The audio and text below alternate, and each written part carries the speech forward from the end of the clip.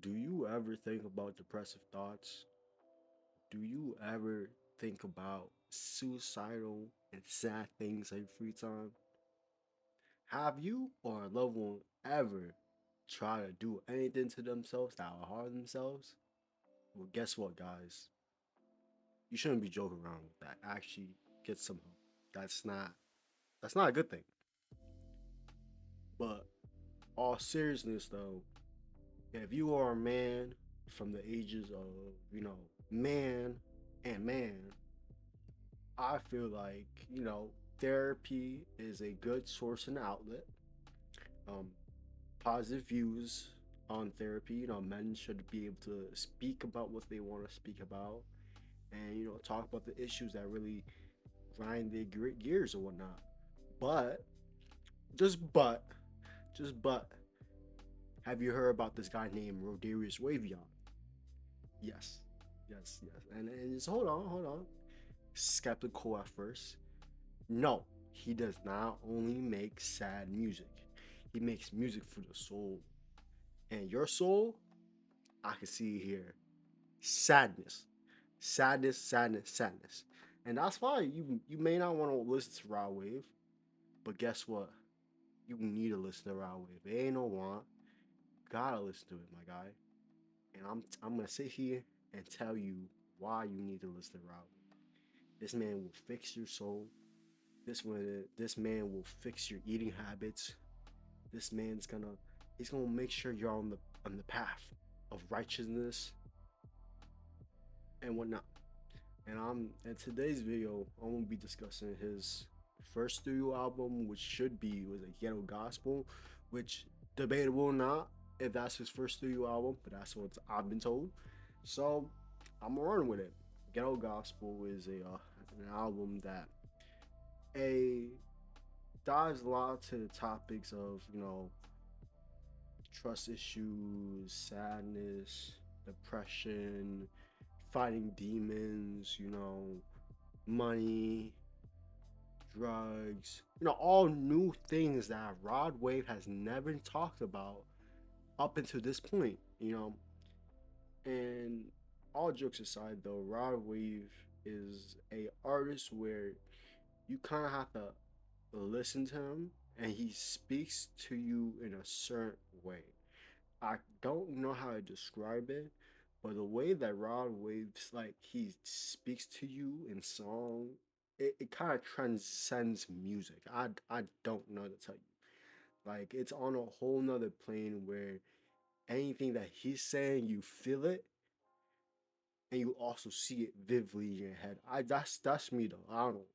And as for the ghetto gospel, it's the ideologies of him growing up with a church background and heartbreak, because who doesn't like to sing about heartbreak? And I feel like it's very much a means of shit. If I'm heartbroken, we might as well all be heartbroken, but at least singing about it and then hearing it in music form, actually I say actually will relieve some of the pain away.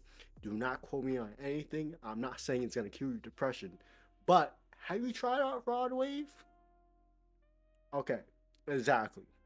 And Rod Wave, definitely for me, I used him as a form of healing in a way of past trauma and past problems that I've had in my life, and I can say it worked for me. Shit.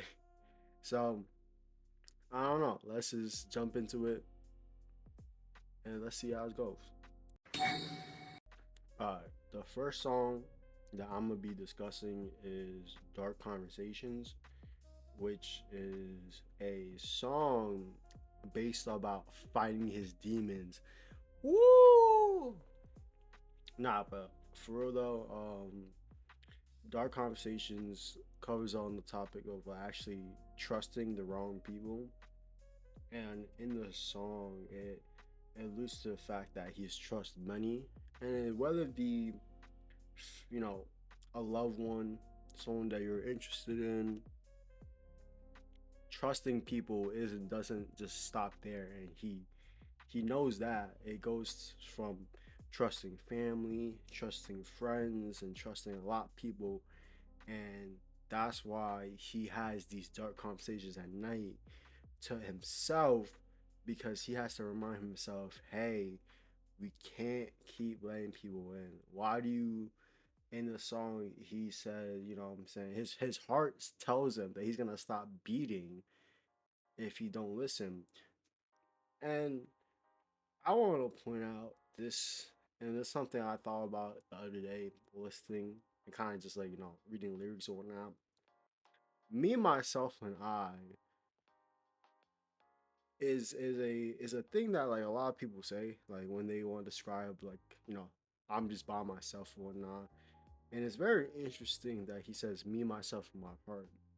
And the reason why is he's not from New York, so my heart is himself. Okay, he means his actual heart. He's not talking about his, like, what I'm saying, his bro, whatever.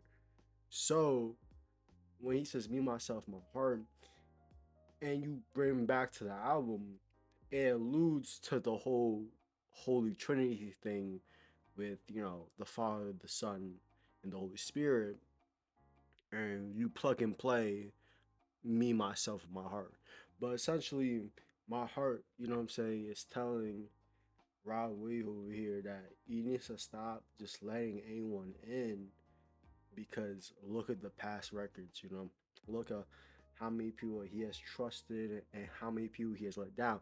And and if you have trusted so many people to a point where you have to talk to yourself at night, which is, I'm not saying it's a bad thing. It's very healthy actually to talk to yourself at night and have these good conversations, but also means that you messed up a lot somewhere down the line, which is a thing where you have to make mistakes to actually know how to fix them. So it only brings to that added factor, and just connecting the whole gospel thing, me, myself, my heart, the Father, the Son, the Lord, the Father, the Son, and the Spirit is a prevalent thing that plays throughout the song. But also he talks about the people who are actually there for him, that helped them, not end it all. I mean, in the song he admitted to almost ending it, which is, that's not really good. How else am I gonna get music from Rod Wave? So but on a serious note though, Dark Conversation really touches on a good portion of, like, what people believe should be a you know what I'm saying, trustworthy people that you should be able to trust. And it's not something people, I mean, I guess some people talk about it, of like, be careful who you trust, and things like that, but we never understand the full depths of it. And it's one of those things where, like, putting your trust is a very valuable thing, and you shouldn't be putting your trust into anybody. It's I mean, not the smartest person would have thought about that, but still, people don't think about that. Some people are too trustworthy, and they weirdos for real. So I'll say this song shows you the range and like how deep it really goes. So it really does scar somebody by trusting the wrong person. So yeah, next song. The next song that I'm gonna be talking about is Cuban Links with my guy Kevin Samuel Gates. Um, Cuban Links is a song where, it's that struggle song where I've been through the struggle, I made it out, and now look at me now. It has the same sentiment of it, and for anyone who actually listens to Rod Wave, dying in my Cuban Links is a very common thing that Rod Wave brings up, or he mentions it in his songs. And it's one of those things where people don't really understand what he fully means about dying in his Cuban Links. That, like, I feel like it's something that it's innate into people who have nothing. If you grew up and you didn't have anything, you could completely understand dying for what you have made or what you have built up. For a lot of people, they think it's stupid to die trying to hold to valuable possessions. And now, granted, it is fucking stupid to do so. I mean, if you get robbed, give up your wallet. Like, what's right? Like, if you are getting robbed or you are, you know what I'm saying, like a victim of any like robbery, give up your shit. Duh, like if you walk out, and here's the thing to people who, like, you know what I'm saying, that may don't understand the, you know, how the shit goes and whatnot, right?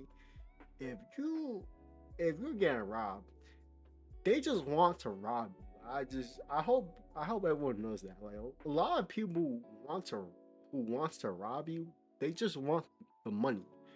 They don't care about, they don't actually, majority of them don't even want to shoot a gun. Okay? So let's not even do that. But dying in my Cuban links, it's a mindset that only the people who had nothing can understand, where no matter what you do, I'm gonna die over like, you know what I'm saying, these material things, but you have to also understand, in a way, it's a dedication to what I've done and how far I've came. And I don't think we as a society, we think about that enough. Like, I don't know, we like to shame rappers for buying these expensive cars and these expensive things. And I get it, it's stupid, you know. But granted, if you had nothing, you would do the same shit. I would do the same shit. What? If I had Rod Wave money, I would buy a chain. I would buy watches. I would buy cars. I would buy clothes, shoes, etc. And it's one of those things where you get an item which is ridiculous, right? It's flashy, it's shiny. You get it for the sake of not just to show it off, but the sake of, wow, this is me. I did this and I worked hard for it. And it's something where you prized everything, all your hard work. It's all given back. It's like, you know, it's like that full circle moment where, like, you work hard to be a basketball player and now you have a basketball shoe. You know, it's one of those things where maybe it, like, you know what I'm saying, it doesn't connect with everybody. But if I worked hard all my life, grinding from the bottom, I'm gonna buy an expensive ass watch. Like, I will drop $500,000 just for a watch. And I'm not gonna give that shit away. Fuck that shit. I'm gonna die for my shit. What? And it's one of those things where to other people it sounds stupid. But if you really truly get the whole sentiment of, you know, dying in my Cuban links, it's you dive. It's more of a pride thing, honestly. It's more of a pride of, I've worked so hard in my life. I've worked to do this. I've grinded, and this is a testament to the grind, the hustle, the all things I had to go through. So you're not gonna take that away. You know, you're not gonna take away my proof of me grinding hard, my proof of me putting in work. You're not gonna take that away from me. It could be, yes, it's material. You could always get it back, but it means more to you because you have sentimental value, and that's the thing I'm trying to understand and get to you guys. You know what I'm saying? It's not about the Cuban link. It's about the sentimental value of those Cuban links. He is from Florida, okay? And if you know something about Floridians, them jits love gold. They love it. They love the grills, they love the chains, jewelry, and all that. So a Cuban link, a golden Cuban link to be exact, to a Floridian, that's like a kid's dream. Like, that's like a kid dreams to making it to the NFL and then making it to the NFL. It's like that. Like it's kind of like that same idea where you, as a little Florida jit, you dream about, you know what I'm saying, being a rapper, having these jewelries and stuff like that. And when you finally become a rapper, you're gonna get the jewelry. You're gonna be like, wow, full circle moment. So yeah. And Kevin Gates' part, I would say it's forgettable, but like that's a good thing because he didn't say anything egregious or anything bad. But it's also a bad thing because he didn't say anything outrageous or bad. And we're talking about a man who put his son's life on the risk. He had this man put his son's life on risk by saying God could strike his son down if he's lying. His man went to some lady's car, put his two hands on the trunk of the car, yeah, the hood of the car, and then made the engine start. Okay, and I'm gonna tell you this right now: his son should be dead. I don't care. That is a egregious lie and a heinous lie. And this man didn't say anything memorable in the song. I mean, I guess he talked about how he was messing with this girl, and she, you know what I'm saying, switched on him in prison. Okay, like this is Kevin Gates, and don't look at me like that. This is Kevin Gates you're talking about. This man said be saying wild shit all the time. Okay, so you can't be mad at me for not expecting Kevin Gates to be Kevin Gates. That's just kind of crazy to me. But anyways, Cuban Links, you know, only the real Wild Wave fans really know about this song and they fuck with it. And you should fuck with it too. Die by You, Cuban Links. The last song that I'm gonna be going over is Abandoned.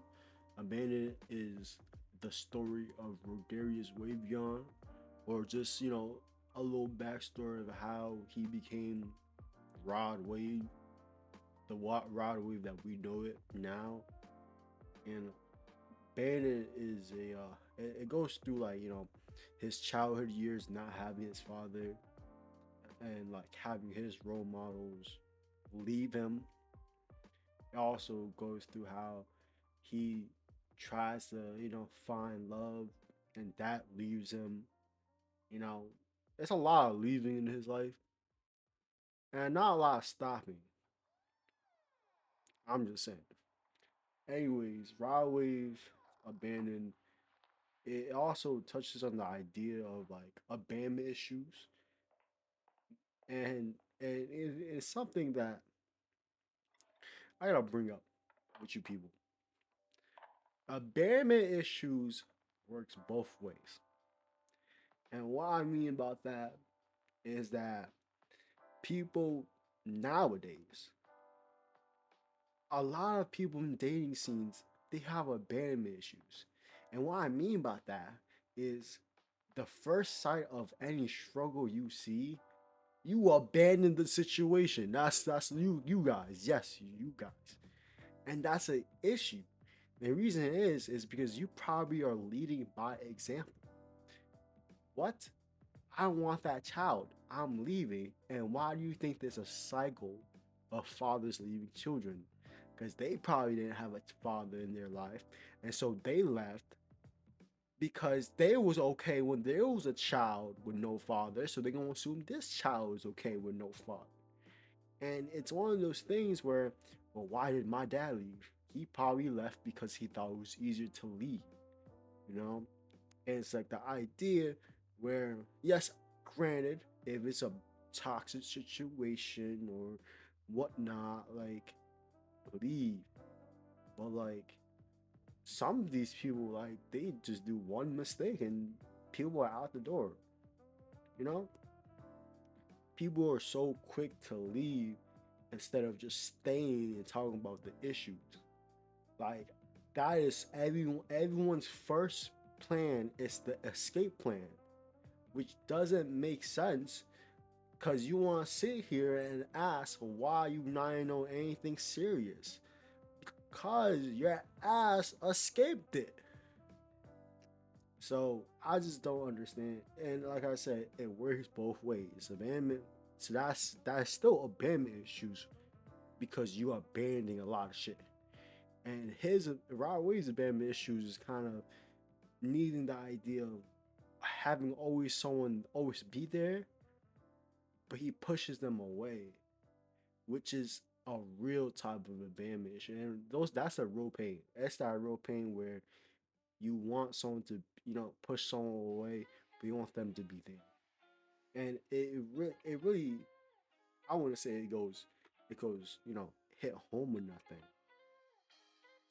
But when he said his biggest issue is that, what I'm saying, like when he begs for distance, he didn't want you to leave. It's kind of, what I'm saying. It strikes a chord a little bit. You know what I'm saying? It strikes something that is close to home or whatnot. But also like the idea, like if you leave, don't expect to come back. That's where it's like people who have abandonment issues, who have traits of abandonment issues, like that's the only thing. Like for those people, and if you could tell if the person you're dealing with have some type of like abandonment issues. I'm telling you this right now. I'm telling people, bro, like if you really want to work something out, and you really want, what I'm saying, take care of this person, don't leave. Don't genuinely leave. And I'll say right now, I don't think breaks work. Breaks don't work. I don't believe in breaks. If you are a couple, you should be able to work it out. Oh, you don't need 1 month, 2 months, 6 months. The longer the break, the closer the breakup.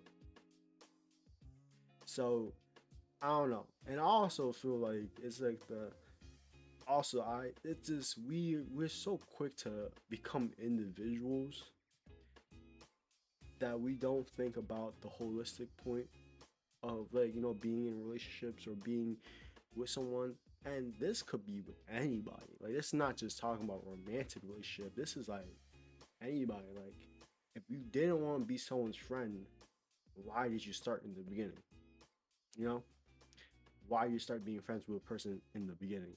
If you didn't want to, what I'm saying, be around for that person, why did you? And I get it. People change like the season. People change, but that's why we grow up and we communicate issues. Crazy idea, right, guys? And I'm kind of glad that I have the friends that I have, being there for so long. And if anything really bothered us, like all my friends could have a serious one-on-one conversation and we would genuinely discuss it like real folks do. And I'm glad that, some people have that avenue, but also some people, I understand some people, they need their space and they need their time to recover from whatever they're dealing with. But also I understand that they're always gonna come back though. Like the friends that I have that disappear for months, I know they're good because they won't come back in a month or two or a few weeks, and he's gonna be good again. And those, see, that's actually giving a good break. So yeah, I mean, abandon, listen to it for yourself. It tells you, it deep down why he's the way he is and why Rodarius Wavion speaks to the soul. In conclusion, Ghetto Gospel is a album that's best listened to for the soul. That's all I say. That's the theme of this video. And if you guys didn't pick up anything else, is that you gotta heal yourself with yourself. And I don't mean beat your shit. Don't take it like that, because that's not what I meant. But you know, being there, having those conversations with yourself, and actually listening to your issues and accepting that you have issues is probably a key thing too. But yeah, I mean that's why I love Rod Wave's music. It's music for like situations where like heartbreak is there, sadness is there, but there's also this idea of having hope for something else, or what I'm saying, like coping and dealing with those issues. Like that man gives you an avenue to like kind of just sit there and listen to your problems and actually just try to work them out like grown folks do. So yeah, Ghetto Gospel is honestly a really good album. It's one of the better Rod Wave albums. Not my favorite Rod Wave album for sure, but yeah, I mean shit. I highly recommend to you guys listen to Ghetto Gospel. If you don't know Rod Wave, listen to Ghetto Gospel because Hard and Ice is overplayed, and I'm really tired of hearing that song. So yeah, that's about it. Bye bye.